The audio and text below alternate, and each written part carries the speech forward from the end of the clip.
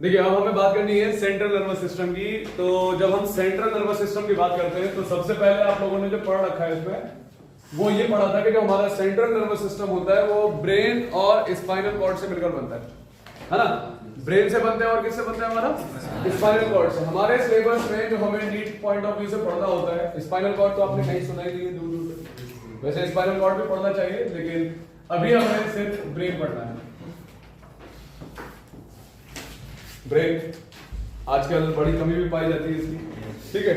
तो जब हम ब्रेन की बात करते हैं तो जब आप ब्रेन की बात करते हैं तो ये हमारा कंट्रोल कमांडिंग सेंटर, हर तरीके से हमारी बॉडी के फंक्शंस को कंट्रोल करने वाला कौन है? ब्रेन। अगर आप खांस रहे हैं तो वो कोई ना कोई ब्रेन का हिस्सा ही है। आपको मालूम होना चाहिए कफिंग, स्नीजिंग। अगर मैं बोल पा रहा हूं, मैं चल पा रहा हूं, मैं देख पा रहा हूं, मैं सुन रहा हूं अपनी ही आवाज, ये सब ब्रेन का है ना। मास्टर ऑर्गन सबको कंट्रोल करने वाला ब्रेन है कि नहीं है? तो ब्रेन हमारा सारे एक्शंस, भूख प्यास, ठीक है, ठंडा गरम, सब कुछ जो भी फीलिंग है हमारी, खाना पीना है हमारा, हमारी पर्सनैलिटी कैसी है, हर चीज को कंट्रोल करने वाला हमारा ब्रेन होता है ना। होता है कि नहीं होता है? तो ये हमारा ब्रेन है, ये आपको मालूम होना चाहिए। अब जब हम ब्रेन के बारे में बात करते हैं तो सबसे पहले कि ब्रेन का on an average normal weight कितना होता है ये हम जानते ही हैं कि नॉर्मली जो वेट होता है वो होता है करीब 1200 से 1400 ग्राम का। ऑन एन एवरेज है, इससे ज्यादा भी होता है, इससे कम भी हो सकता है, लेकिन नॉर्मली मेल्स में हम देखते हैं जो ऑर्गन्स होते हैं उनका वेट ज्यादा होता है। मेल्स के अंदर कोई भी ऑर्गन हो, फीमेल के रेस्पेक्ट में उनका वेट ज्यादा पाया जाता है।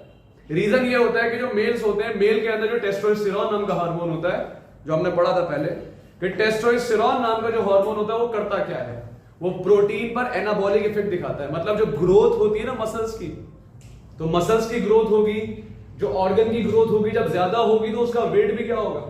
ज्यादा होगा। तो नॉर्मली मेल्स के अंदर सारे ऑर्गन्स हैवी पाए जाते हैं एज कंपेयर टू फीमेल्स। जब हम ब्रेन की बात करते हैं तो ब्रेन जो हमारा क्या होता है? प्रोटेक्टेड होता है। तो ब्रेन की जो प्रोटेक्शन है वो कौन करता है? सबसे पहले जो ब्रेन की प्रोटेक्शन करने वाला है वो है सबसे आउटर हमारी जो हड्डी होती है, जो हम जानते हैं किस नाम से? क्रेनियम नाम से जानते हैं। और क्रेनियम में हम लोग पढ़ चुके हैं कि क्रेनियम में हमारी 8 हड्डियां होती हैं जिससे मिलकर हमारा क्रेनियम या ब्रेन बॉक्स तैयार होता है ना। क्रेनियम के बाद जो अंदर लेयर्स होती हैं जो ब्रेन को प्रोटेक्ट करती हैं, ब्रेन को कवर करती हैं, वो लेयर्स का नाम होता है मेनिंजेस। क्या नाम होता है भाई? मेनिंजेस नाम होता है, मेनिंजेस। ये जो मेनिंजेस होती हैं 3 लेयर्स होती हैं, एक सबसे आउटर, फिर एक मिडिल होती है और एक होती है इनर लेयर। ठीक है, आउटर लेयर, मिडिल लेयर और इनर लेयर होती है। सबसे आउटर वाली लेयर का नाम होता है ड्यूरा मैटर। बीच वाली लेयर का नाम होता है एरेक्नॉइड मेम्ब्रेन। और सबसे इनर मोस्ट लेयर जो ब्रेन से टच होती है, जो ब्रेन से कनेक्शन में होती है, उसका नाम होता है पाया matter. Dura mater, arachnoid membrane और पाया मैटर होती है। ये 3 लेयर्स होती है हमारे पास, ये आपको मालूम होनी चाहिए। जैसे जो ड्यूरा मैटर है, ठीक है, बीच में कौन होती है? एरेक्नॉइड मेम्ब्रेन, फिर तीसरी कौन होती है? पाया मैटर। तो याद रखिएगा ये डी से ड्यूरा मैटर है, ड्यूरा मैटर हमारा, फिर हमारा एरेक्नॉइड मेम्ब्रेन और फिर पी फॉर पाया मैटर। जैसे हम हेडिंग के नीचे सब हेडिंग लिखते हैं, ऐसे ही जो ड्यूरा मैटर है, ड्यूरा मैटर के नीचे आपको कुछ स्पेस दिखाई दे रही होगी, है ना। तो इस स्पेस का नाम होता है बच्चों क्या? सब ड्यूरल स्पेस। क्या नाम होता है? सब ड्यूरल स्पेस। इस स्पेस में भरा होता है कुछ लिक्विड, जो लिक्विड हमारे सब ड्यूरल स्पेस में फिल होता है। इस लिक्विड का नाम होता है, काफी सीरियस रहता है तो इसका नाम पड़ता है सीरस फ्लूइड। और जो ये सीरस फ्लूइड है, ये सीरस फ्लूइड के बारे में आपको मालूम होना चाहिए, इसकी बनावट जो है, इसका जो कंपोजिशन है वो किसके जैसा होता है? जो इंसान के ब्लड का जो सीरम वाला हिस्सा होता है जिसमें क्लॉटिंग फैक्टर हटा दीजिए, तो उसकी बनावट और सीरस फ्लूइड की बनावट, दोनों की बनावट कैसी होती है? ऑलमोस्ट सेम होती है। इसका काम होता है ड्यूरा मैटर और एरेक्नॉइड मेम्ब्रेन के बीच न्यूट्रिशन प्रोवाइड करना। क्या प्रोवाइड करना? अच्छा, ऐसे ही जो एरेक्नॉइड मेम्ब्रेन और पाया मैटर है, एरेक्नॉइड के नीचे, जैसे हेडिंग के नीचे सब हेडिंग, एरेक्नॉइड के नीचे वाली स्पेस, ये जो स्पेस है ये कहलाती है सब एरेक्नॉइड स्पेस। तो ये होती है हमारी सब एरेक्नॉइड स्पेस। बच्चों, ये जो सब एरेक्नॉइड स्पेस होती है, इसके अंदर जो लिक्विड भरा रहता है उस लिक्विड का नाम होता है cerebro spinal fluid. Cerebro spinal fluid. जब हम सेरिब्रो स्पाइनल फ्लूइड की बात करते हैं, CSF, सेरिब्रो स्पाइनल फ्लूइड, तो याद रखिएगा सेरिब्रो स्पाइनल फ्लूइड को बनाने वाला कौन होता है? तो हमारा ये जो पाया मैटर है ना, जो पाया मैटर होता है, तो पाया मैटर की जो लेयर होती है इसमें कुछ स्पेशल नेटवर्क ऑफ न्यूरॉन पाए जाते हैं, और न्यूरॉन का नेटवर्क होता है गैंग्लियन, है ना, और जो हमारे नर्व फाइबर होते हैं उनका नेटवर्क क्या होता है? प्लेक्सस होता है। यहां पर मैं आपको अगर इन रियलिटी बताऊं तो यहां पर कुछ नेटवर्क होते हैं नर्व फाइबर के, उनका नाम होता है कोरोइड प्लेक्सस। क्या नाम होता है भाई? कोरोइड प्लेक्सस होता है हमारे पी से पाया मैटर में। तो पाया मैटर की लेयर में पाया जाता है कोरोइड प्लेक्सस, और याद रखिएगा कोरोइड प्लेक्सस जिम्मेदार होता है सेरिब्रो स्पाइनल फ्लूइड बनाने के लिए। Very very important. ओके, तो सेरिब्रो स्पाइनल फ्लूइड को तैयार करता है कौन? Choroid plexus. आ चुका है ये सवाल? ठीक है, तो कोरोइड प्लेक्सस होता है जो जिम्मेदार है सेरिब्रो स्पाइनल फ्लूइड को बनाने के लिए। अच्छा, ये जो तीनों लेयर हैं, ड्यूरा मैटर, एरेक्नॉइड मेम्ब्रेन और पाया मैटर, इन तीनों को मिलाकर क्या कहा जाता है? इनको कहा जाता है मेनिंजेस।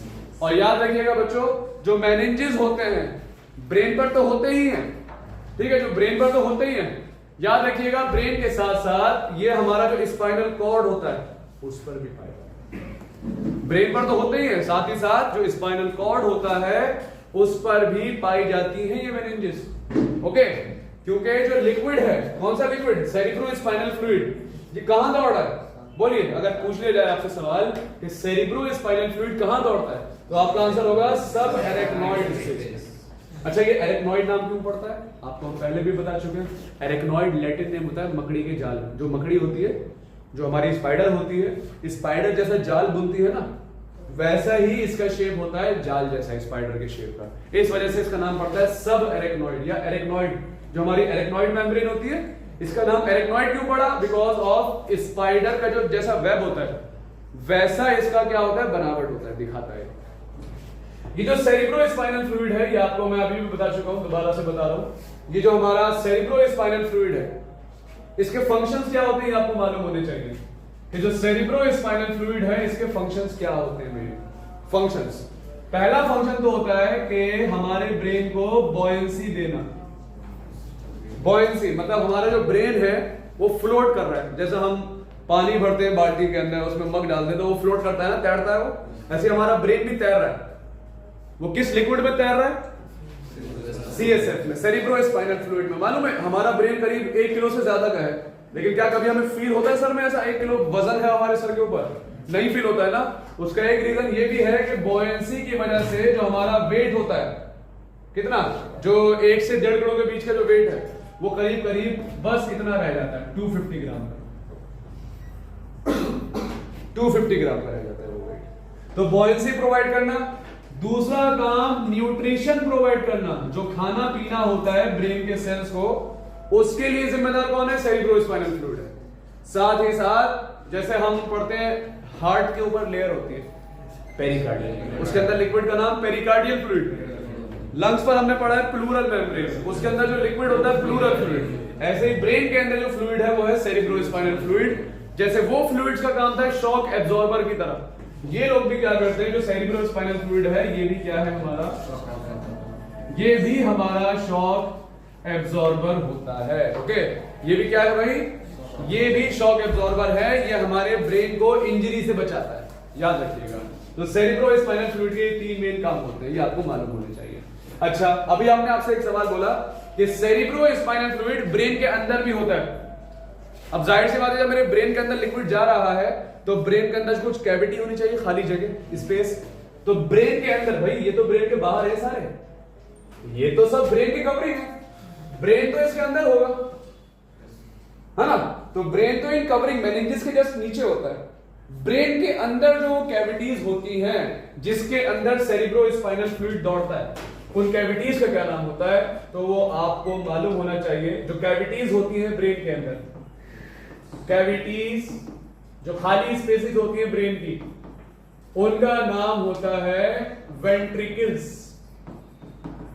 जैसे हम हार्ट में पढ़ते हैं वेंट्रिकल्स, वहां हमने हार्ट में पढ़े 2 वेंट्रिकल इंसान के, यहां 4 वेंट्रिकल ब्रेन में होते हैं हमारे। ओके, कितने वेंट्रिकल? 4। 2 बड़े वेंट्रिकल होंगे हमारे पास, ठीक है। फिर एक वेंट्रिकल होता है हमारे पास छोटा, और फिर फाइनल एक वेंट्रिकल होता है, ये आपको मालूम होना चाहिए। कितने वेंट्रिकल होते हैं टोटल? 4 वेंट्रिकल होते हैं। जैसे वेंट्रिकल नंबर 1 और वेंट्रिकल नंबर 2 सबसे बड़े वेंट्रिकल होते हैं। ओके, वेंट्रिकल नंबर 1 और 2, इनको आपस में जोड़ने वाला जो स्पेस होता है, ठीक है, जो स्पेस होता है उसको क्या नाम होता है? तो याद रखिएगा, जो कैविटी होती है जो वेंट्रिकल नंबर 1 को 2 से जोड़ती है, उसका क्या नाम होता है, ये भी आपको मालूम होना चाहिए। और 1 को 2 से जोड़ने के बाद उसको 2 को 3 में खोलती है, ठीक है। तो 3 में खोलने के लिए थर्ड वेंट्रिकल में, इस फर्स्ट वाले सेकंड वाले वेंट्रिकल को थर्ड वाले वेंट्रिकल में खोलने के लिए जो ओपनिंग होती है, इसका नाम होता है फोरामेन ऑफ मनरो, ठीक है। मनरो साइंटिस्ट का नाम है, उनके नाम पर है, फोरामेन ऑफ मनरो। याद रखिएगा, जो थर्ड वेंट्रिकल है ये 4th वेंट्रिकल में खुलता है एक रास्ते के जरिए। उस रास्ते का नाम होता है क्या? सेरिब्रल एक्वीडक्ट। सेरिब्रल एक्वीडक्ट होता है।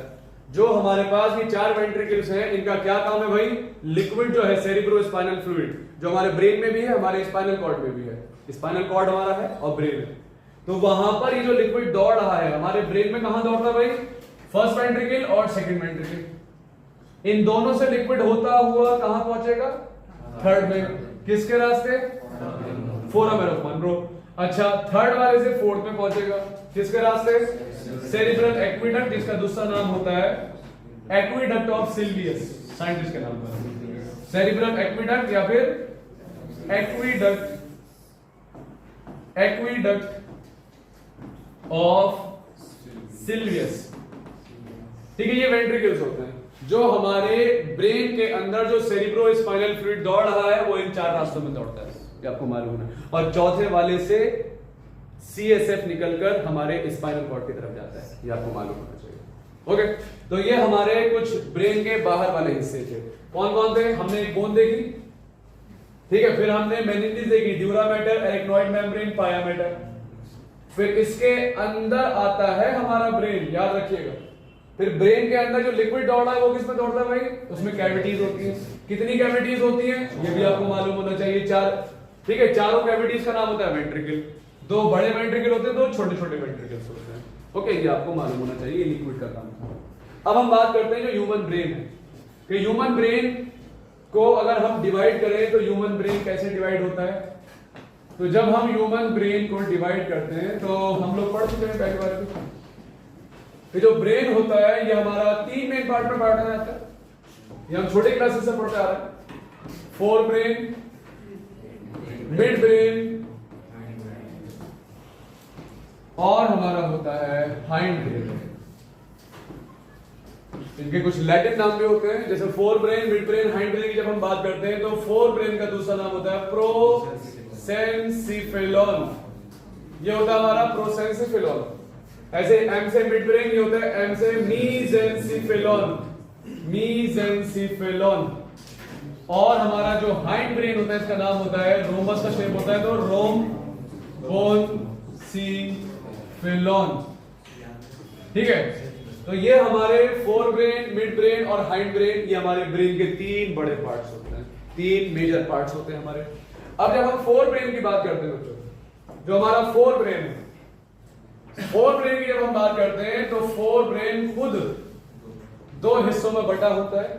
एक जो हमारे ब्रेन का सबसे बड़ा हिस्सा है, सबसे बड़ा हिस्सा है सेरिब्रम, और दूसरा डाइएन्सिफेलॉन। और याद रखिएगा डाइएन्सिफेलॉन के खुद दो पार्ट्स होते हैं, वैसे तो तीन मेन पार्ट्स होते हैं, एपिथैलेमस, थैलेमस, हाइपोथैलेमस। एनसीईआरटी में दो ही दे रखे हैं, दो ही पढ़ो, एक थैलेमस और दूसरा हमारा हाइपोथैलेमस। फंक्शनिंग अभी पढ़नी है। अच्छा, मिड ब्रेन छोटा सा ही होता है तो इसके कोई ज्यादा फर्दर डिवीजन नहीं होते हैं। हाइंड ब्रेन के डिवीजन है, हाइंड ब्रेन के बच्चों तीन मेन डिवीजन होते हैं, यह हमें मालूम होना चाहिए कि जो हमारा हाइंड ब्रेन है इसके तीन मेन डिवीजन होते हैं। एक तो होता है इसमें सेरिबेलम, सेरिबेलम, एक होता है पोन्स वेरोली, और एक होता है मेडुला ऑब्लोंगेटा।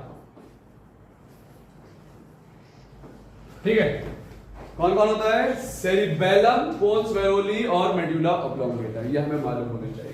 तो ये हमारे ब्रेन का कुछ फर्दर डिवीजन है जो हमें मालूम होना चाहिए कि सेरिबेलम, पोन्स वेरोली और मेडुला ऑब्लोंगेटा।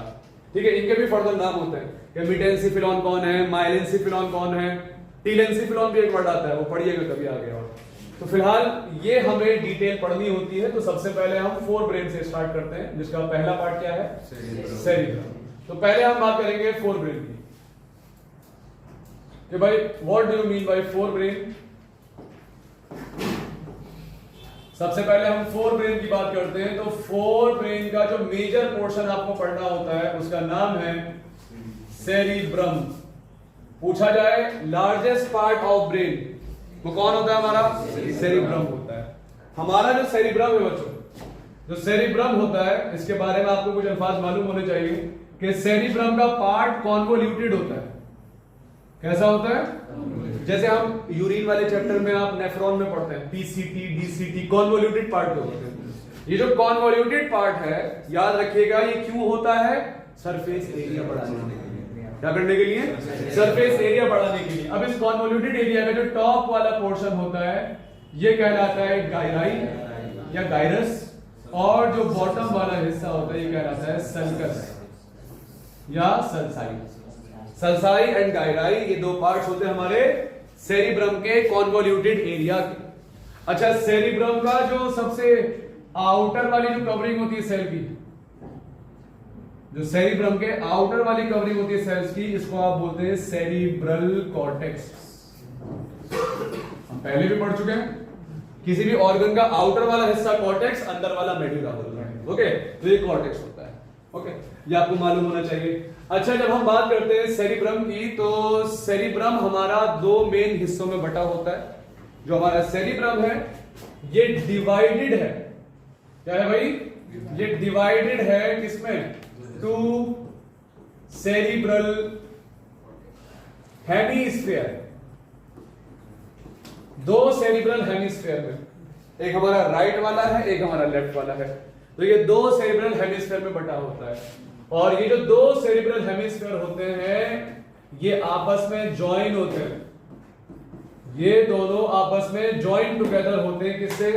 तो आपको मालूम होना चाहिए वो कौन है, वो है ट्रैक्ट ऑफ नर्व फाइबर। इस अल्फाज को समझो पहले कि ट्रैक्ट का क्या मतलब होता है। याद रखिएगा, हमारे सेंट्रल नर्वस सिस्टम, ब्रेन और स्पाइनल कॉर्ड में जो नर्व पाई जाती है, नर्व, उन नर्व्स का नाम होता है ट्रैक्ट। क्या नाम होता है? ट्रैक्ट। क्योंकि नर्व जो नाम देते हैं हम, वो देते हैं जो हमारा पेरिफेरल नर्वस सिस्टम होता है ना, सोमैटिक ऑटोनॉमिक नर्वस सिस्टम, जो उनसे नर्व निकलती है उनको हम नर्व बोलते हैं। लेकिन जो नर्व होती है हमारी ब्रेन वाले हिस्से में या स्पाइनल कॉर्ड वाले हिस्से में, उनको हम क्या बोलते हैं? ट्रैक्ट बोलते हैं। तो ट्रैक्ट ऑफ नर्व फाइबर होता है, उस ट्रैक्ट ऑफ नर्व फाइबर का नाम होता है कॉर्पस कैलोसम। और याद रखिएगा, ये मैमल के ब्रेन में होता है और किसी में नहीं होता है। हमने फ्रॉग का ब्रेन भी पढ़ा था, वहां कॉर्पस कैलोसम नहीं होता है। सवाल आ चुका है कि इंसान के ब्रेन को फ्रॉग के ब्रेन से कैसे आप अलग कर सकते हैं? कॉर्पस कैलोसम, याद रखिएगा। तो join together by tract of nerve fibre called corpus callosum, ये आपको मालूम होना चाहिए। तो ये सेरिब्रम की बात हुई। अच्छा, इसी में आपके पास आता है कि जो हमारा सेरिब्रम होता है जो सेरिब्रम होता है हमारा,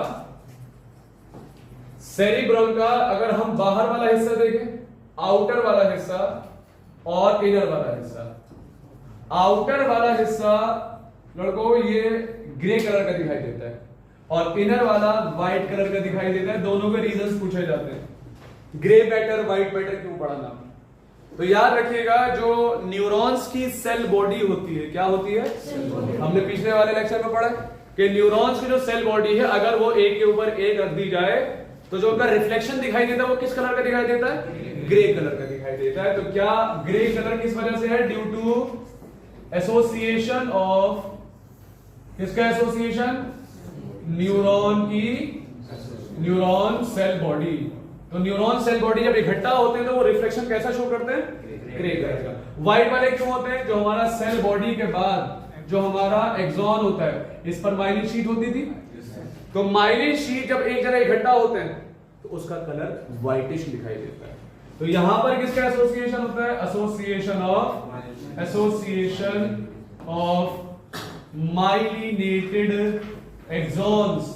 तो माइलिनेटेड जो एक्सॉन्स होते हैं उनके एसोसिएशन से कैसा दिखाई देता है, व्हाइट। तो इस वजह से इसका नाम पड़ता है व्हाइट मैटर और आउटर वाले का क्या पड़ता है, ग्रे मैटर। पूछा जाता है और हमने आपको पहले भी बता चुके, स्पाइनल कॉर्ड में बच्चों जस्ट उल्टा होता है। स्पाइनल कॉर्ड की अगर हम बात करें तो स्पाइनल कॉर्ड में जो आउटर वाला होता है और जो इनर वाला पार्ट होता है, स्पाइनल कॉर्ड में आउटर वाला हिस्सा व्हाइट दिखाई देगा और इनर वाला कैसा दिखाई देगा, आउटर व्हाइट मैटर, इनर वाला, ये आपको मालूम होना चाहिए। अच्छा, जब हम सेरिब्रम की बात करते हैं तो मेन आपसे पूछता है कि सेरिब्रम में एरियाज क्या क्या होते हैं। Areas of cerebrum, areas of cerebrum, 3 main areas होते हैं। जब हम एनसीईआरटी पढ़ते हैं तो एनसीईआरटी में दे रखा है हमारे सेरिब्रम के 3 मेन एरियाज होते हैं। एक होता है हमारा सेंसरी एरिया, नाम से कुछ पता लग रहा है, जो हमें फील कराता है। मेरी आप आवाज फील कर पा रहे हैं तो कान के जरिए ब्रेन के कौन से हिस्से में जाएगा, ये सेंसरी एरिया। फिर एक एरिया होता है जो होता है मोटर एरिया, और कुछ ऐसे एरिया हैं जो क्लियरली आप ये नहीं बता सकते सेंसरी है या मोटर है। ऐसा एरिया जिसको आप क्लियरली सेंसरी या मोटर नहीं बोल सकते, उसको तीसरा नाम साइंटिस्ट लोगों ने दिया है एसोसिएशन एरिया। कौन सा एरिया, एसोसिएशन एरिया। एनसीईआरटी ने बोला है कि ये क्लियरली ना सेंसरी होते हैं ना मोटर होते हैं। अच्छा, ऐसे एरियाज हमारे कंट्रोल करते हैं किसे, एनसीईआरटी में 2 अल्फाज दिए, कम्युनिकेशन, जो मैं बोल रहा हूं इतनी देर से, मैं आपसे कम्युनिकेट कर रहा हूं, मैं आपसे रास्ता कर रहा हूं, मैं बोल पा रहा हूं आपसे, तो ये कम्युनिकेशन एरिया जो होता है वो एसोसिएशन एरिया है, जो कम्युनिकेट करा रहा है मुझे। साथ ही साथ हमारी मेमोरी भी इसमें होती है, ठीक है। इसको अगर हम फर्दर डिवाइड करें प्रॉपर्ली तो याद रखिएगा हमारे जो एरियाज हैं सेरिब्रम के, तो याद रखिएगा एरियाज को हमने बांट दिया है कुछ लोब्स में। तो कौन कौन सी लोब होती है, 4 बड़ी लोब्स हैं। जैसे एक होती है फ्रंटल लोब, एक होती है पैराइटल लोब, एक होती है बच्चों टेम्पोरल लोब, और एक होती है occipital lobe. Frontal, parietal, temporal, occipital, सबसे मेन है फ्रंटल लोब। व्हाई? बिकॉज जो हमारी स्पीच है, जो हम बोलते हैं, हमारी जो स्पीच के अलावा हमारी इंटेलिजेंस हमारी पर्सनैलिटी, ये सब को कंट्रोल कराने वाला हमारा फ्रंटल लोब होता है, जो हमारे ब्रेन का, सेरिब्रम का आगे वाला हिस्सा है, ठीक है। ये फ्रंटल लोब के पार्ट है। पैराइटल वाला क्या करता है, हमारा जो पेन है, हमें जो पेन होता है, दर्द, या हम किसी चीज को टच करते हैं तो हम फील करते हैं हाथ में सॉलिड है, लिक्विड है, क्या है। पेन हो या टच हो, यहां तक के जो टेम्परेचर होता है किसी चीज का, ठंडा गर्म जो आपको हाथ में फील होता है, वो सब आपको पैराइटल लोब कराता है, ठीक है। टेम्पोरल लोब क्या करता है, ये भी बहुत इंपॉर्टेंट है। टेम्पोरल लोब हमें स्मेल में मदद करता है, किसी चीज की स्मेल लेने में, ठीक है, किसी चीज को सुनने में, साउंड, ठीक है। तो आवाज जो हम सुन पाते हैं किसी को, वो हमारी टेम्पोरल लोब में होती है। और साथ ही साथ सबसे इंपॉर्टेंट जो यहां दिया है इन्होंने, मेमोरी एसोसिएशन एरिया में होता है। वो कौन सा एरिया है एसोसिएशन, याद रखिएगा, वो मेमोरी यहां होती है हमारी। फिर जो देखने में मदद करता है, साइट, हमारी जो देखने की मदद है, हमारी हम जो देख पा रहे हैं, और देखकर सीखना, site and learning by seeing, देखकर याद करते हैं ना किसी भी चीज को। आप जो अगर लिख रहे हैं तो आप देखकर ही तो लिख रहे हैं, तो वो कौन सा पार्ट है, वो ऑसिपिटल लोब वाला पार्ट है जो ये काम कराता है, याद रखिएगा। ये हमारा सेरिब्रम का। सेरिब्रम के बाद आता है हमारा कि सेरिब्रम के जस्ट नीचे जो पार्ट होता है उसका नाम होता है डायंसिफिलॉन। क्या नाम होता है? और सेरिब्रम के जस्ट नीचे जो डायंसिफिलॉन का पार्ट होता है वो होता है थैलेमस। कौन होता है? थैलेमस। और थैलेमस के बारे में बस ये लाइन याद रख लो, काम हो जाएगा आपका नीट में, कि मेजर कोऑर्डिनेटिंग सेंटर है ये। मेजर कोऑर्डिनेटिंग सेंटर क्या मतलब हुआ कि जो हमारे ब्रेन फंक्शन कर रहा है, अब मैं तुमसे बोल भी रहा हूं, मैं चल भी रहा हूं, मैं आपको देख भी रहा हूं, ये सारे काम सेंसरी भी हो रहा है, मोटर भी हो रहा है, सारे मिक्स काम हो रहे हैं। प्रॉपर्ली कब होंगे? जब ब्रेन सही से काम करेगा। तो ब्रेन को प्रॉपर्ली सारे फंक्शन कराने के लिए एक कोऑर्डिनेटर बैठा है। जैसे हमारे क्लासेस में, हमारे और इंस्टीट्यूशंस में क्या होते हैं? कोऑर्डिनेटर लोग होते हैं, बता देंगे भाई इस क्लास के बाद ये क्लास होगा, इसके बाद ये क्लास होगा, फिर लंच होगा। होता है कि नहीं होता है? तो कोऑर्डिनेटर क्या करता है? ये प्रॉपर देखभाल करता है कि भाई प्रॉपर्ली जो सेंसरी और मोटर फंक्शंस है वो हो पा रहे हैं कि नहीं हो पा रहे हैं। वो कौन होता है भाई हमारा? वो थैलेमस। थैलेमस का जो जस्ट नीचे वाला पार्ट है वो होता है हमारा हाइपोथैलेमस। कौन होता है भाई? हाइपोथैलेमस। हाइपोथैलेमस का हम हार्मोन वाले चैप्टर में पढ़ते हैं कि हाइपोथैलेमस में कुछ सेल्स होते हैं, उन सेल्स का नाम होता है न्यूरो सिक्रीटरी सेल्स, और इनका काम होता है हार्मोन बनाना। लेकिन ये हमें यहां नहीं पढ़ना होता, हमें जो पढ़ना है वो पढ़ना है जो हाइपोथैलेमस है हमारा। हाइपोथैलेमस हमारा ब्रेन में क्या फंक्शनिंग कंट्रोल करता है? तो भूख लगना, प्यास लगना, और तीसरा जो बार बार पूछा गया है, हमारी बॉडी का टेम्परेचर को मेंटेन रखना 37 डिग्री सेल्सियस, वो कौन कराता है? थैलेमस। तो याद रखिएगा, हंगर जो हमारी थर्स्ट है, भूख प्यास, क्या तीसरा क्या है हमारा? यह मालूम होना चाहिए कि हमारा जो थर्मो रेगुलेशन है, बॉडी का टेम्परेचर मेंटेन रखना, थर्मो रेगुलेशन जो होता है, ये सारे काम कौन कराता है भाई? ये हमारा हाइपोथैलेमस। ठीक है। अब जो हमारा सेरिब्रम का एक पार्ट पूछा जाता है कि सेरिब्रम का बच्चों जो इनर पार्ट है, कौन सा part? Inner part of cerebrum. Inner part जो होता है, जैसे ये अगर मेरा सेरिब्रम है, ठीक है, तो सेरिब्रम का जो अंदर वाला पार्ट है और इसके साथ दो स्ट्रक्चर पाए जाते हैं। इनर पार्ट ऑफ सेरिब्रम या सेरिब्रल हेमिस्फीयर भी बोलते हैं इसको, अलॉन्ग विथ टू स्ट्रक्चर्स, दो स्ट्रक्चर्स होते हैं। शेप के बेसिस पर याद रखना, ये जो दो स्ट्रक्चर्स होते हैं, एक का नाम है जो बादाम जैसा दिखाई देता है, आमंड जैसा, तो उसका नाम पड़ा एमिगडाला, एमिगडाला। और दूसरा है जो हमारा सी हॉर्स है, उसके शेप का होता है। सी हॉर्स का नाम आप जानते हैं, हिप्पोकैम्पस। तो inner part of cerebral hemisphere या सेरिब्रम, एमिगडाला, हिप्पोकैम्पस, इससे मिलकर तैयार होता है हमारा एक सिस्टम हमारे ब्रेन में, उसका नाम होता है लिम्बिक सिस्टम। ये क्या है भाई? तो याद रखिएगा, लिम्बिक सिस्टम को कुछ किताबें, कुछ लिटरेचर ये भी बोलते हैं कि भाई जो हमारा लिम्बिक सिस्टम है, याद रखिएगा, ये जो होता है क्या होता है? तो लिम्बिक सिस्टम को हम इमोशनल ब्रेन भी कहते हैं। इमोशनल ब्रेन, लिम्बिक सिस्टम को हम इमोशनल ब्रेन भी कहते हैं। जो हमारे इमोशंस होते हैं, खुशी, गम, ठीक है, किसी के लिए नफरत, मोहब्बत, ये सारी चीजों को कंट्रोल करने वाला, यहां तक कि हमारा जो सेक्सुअल डिजायर होता है, हमारा जैसे मेल का फीमेल की तरफ अट्रैक्ट होना, फीमेल का मेल की तरफ अट्रैक्ट होना, ये भी तो इमोशंस है, ये भी इमोशंस होते हैं। ठीक है, तो ये सारे काम कराने वाला कौन होता है? ये हमारा लिम्बिक सिस्टम, जो हमारा इमोशनल ब्रेन है। किसके साथ होता है? Along with hypothalamus. एनसीईआरटी ने क्लियर कर दिया, ये अकेला नहीं होता है, अकेला नहीं होता है। हाइपोथैलेमस के साथ ये हमारे किसे कंट्रोल करता है?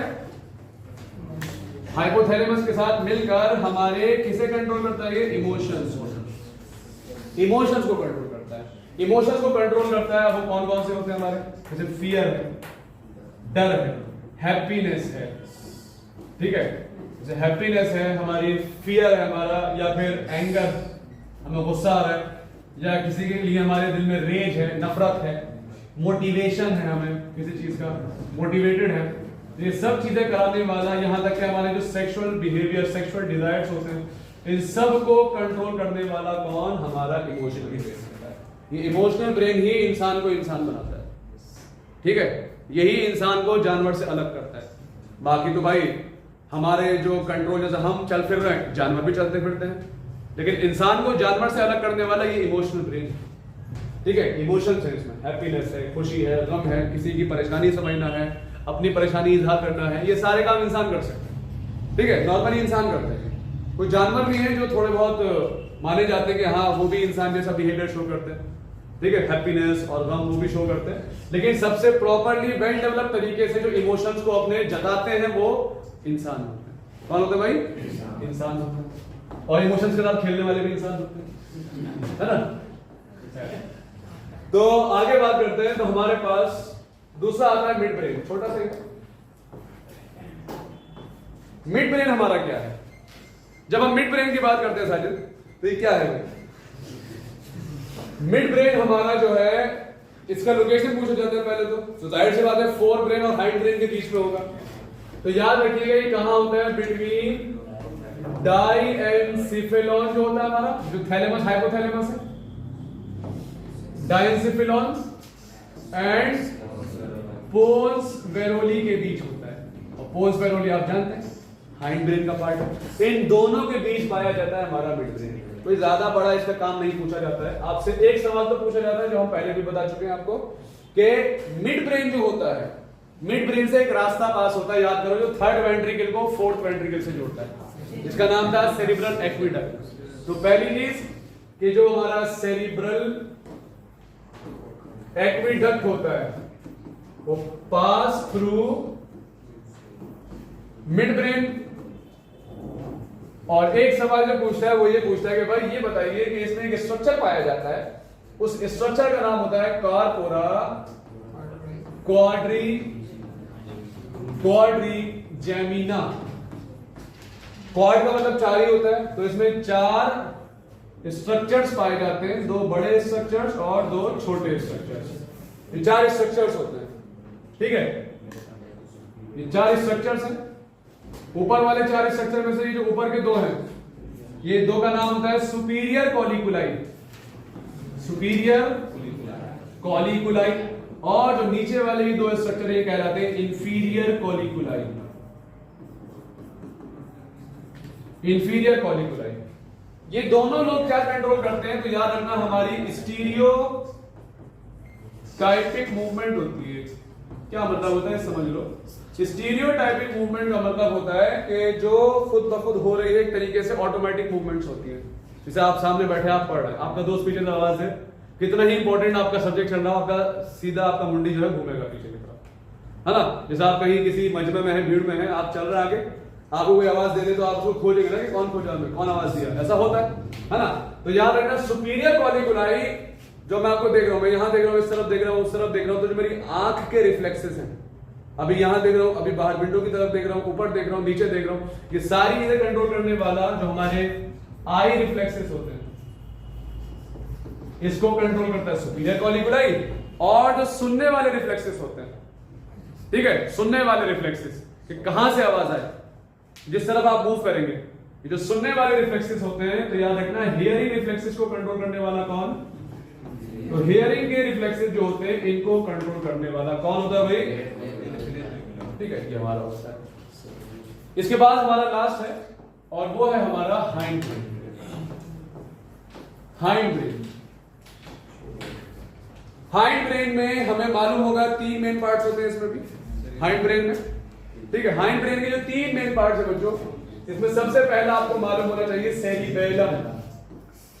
जैसे सेरिब्रम था कॉन्वोल्यूटेड, सेरिबेलम भी हाईली कॉन्वोल्यूटेड होता है।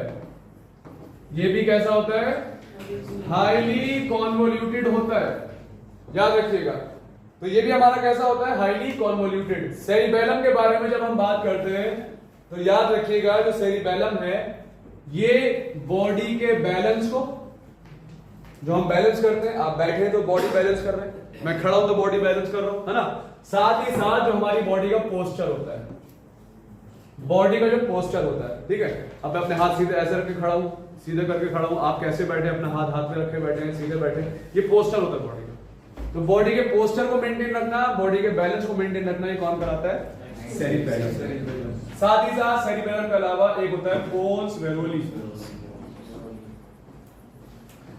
एक सवाल जो एनसीईआरटी से पूछा जाता है इसमें, ब्रेन के सारे पार्ट्स को एक जगह बांध कर रखने वाला, जोड़ने वाला, सारे पार्ट्स को जोड़कर रखने वाला पोन्स वेरोली होता है, ठीक है। कौन होता है? तो joints different parts of brain, तो हमारे ब्रेन के डिफरेंट डिफरेंट पार्ट्स को आपस में ज्वाइन कर कर रखने वाला कौन होता है? हमारा पोन्स वेरोली होता है। और साथ ही साथ हम पढ़ते हैं पोन्स वेरोली में हमारी जो ब्रीदिंग का सेंटर होता है, एक सेंटर होता है न्यूमोटैक्सिक सेंटर। कौन सा सेंटर? पी से ही आता है वो भी नाम, तो उसका नाम क्या होता है भाई? Pneumotaxic centre. टॉक्सिक नहीं होता है वो, टैक्सिक होता है, न्यूमोटैक्सिक सेंटर। ये हमारी ब्रीदिंग, जो बढ़ी हुई रेट होता है ब्रीदिंग का, सांस तेज होती है, कहीं दौड़ कर आए, तेज तेज सांस लेते हैं हम लोग, लेकिन वो थोड़ी देर बाद स्लो हो जाती है, नॉर्मल आ जाती है, उसको कंट्रोल करने वाला न्यूमोटैक्सिक सेंटर यही होता है, पोन्स वेरोली। एक लास्ट पार्ट जो होता है हमारा इसका, पोन्स वेरोली के अलावा वो कौन होता है? वो भी बड़ा इंपॉर्टेंट पार्ट है, उसका नाम होता है बच्चों मेडुला ऑब्लोंगेटा। ये जो मेडुला ऑब्लोंगेटा है, नॉर्मली ये हमारे इनवॉलेंटरी जो रिफ्लेक्सेस होते हैं, किसे? जो इनवॉलेंटरी फंक्शंस होते हैं, इनवॉलेंटरी जो फंक्शंस होते हैं, उन्हें कंट्रोल करने वाला कौन? तो इनवॉलेंटरी फंक्शंस को कंट्रोल करने वाला मेडुला। जैसे कि एनसीईआरटी में दिया है कार्डियोवास्कुलर रिफ्लेक्सेस। कार्डियोवास्कुलर मतलब कार्डियो मतलब हार्ट, वास्कुलर मतलब वेसल, वेसल मतलब blood vessel, artery, when, capillary, इनकी फंक्शनिंग को कंट्रोल करने वाला कौन? बोलिए। Medulla oblongata, cardiovascular reflexes. इसके अलावा गैस्ट्रिक सिक्रीशन, पेट में कौन सा केमिकल कम निकलेगा? गैस्ट्रिक सिक्रीशंस कराने वाला। इसके अलावा हमारी ब्रीदिंग रेट, हम आप बैठे हैं या मैं खड़ा हूं, तो अब देखो, क्या हमें ये ख्याल रखना पड़ता है कि हमें सांस भी लेनी है? नहीं ना, ये खुद ब खुद काम हो रहा है। ये भी कंट्रोल कौन करता है? यही नहीं, अभी और सुनिए आगे क्या था भाई। तो ब्रीदिंग के अलावा और क्या क्या कंट्रोल करता है बताइए। इसके अलावा हमारा स्नीजिंग, जो छींक आती है, ये हमारे कंट्रोल में नहीं है। इसके अलावा कफिंग, है ना, कफिंग। इसके अलावा वॉमिटिंग, ये सारी चीजों को, जो मेन चीजें हैं, सबको कंट्रोल करने वाला हमारा मेडुला ऑब्लोंगेटा कौन होता है भाई? मेडुला ऑब्लोंगेटा होता है ना। एक चीज पूछी जाती है आपसे, जो चैप्टर के लास्ट लाइन में दे रखी है, वो आपसे पूछी जाती है, what do you mean by brain stem? Brain stem क्या होता है? ठीक है, ब्रेन स्टेम करता क्या है? पहली बात तो ब्रेन को स्पाइनल कॉर्ड से जोड़ने वाला ब्रेन स्टेम होता है। किसे? Joints brain to spinal cord. तो ब्रेन को स्पाइनल कॉर्ड से जोड़ने वाला कौन? Brain stem. याद रखना है, 3 मेन हिस्सों से बनता है। एमपीएम बताया था मैं आपको, एमपीएम। एमपीएम का फुल फॉर्म आप जानते हैं, तो एमपीएम मैं आपको दोबारा बता दूं, जैसे एम से मिड ब्रेन, पी से पोन्स वेरोली और एम से मेडुला ऑब्लोंगेटा। ये तीनों से मिलकर तैयार होता है हमारा ब्रेन स्टेम, जो हमारे ब्रेन को किससे जोड़ता है भाई? तो ये हमारा ब्रेन वाला पार्ट था, और ये हमारा यहाँ लेक्चर कंप्लीट होता है। ओके, ठीक है।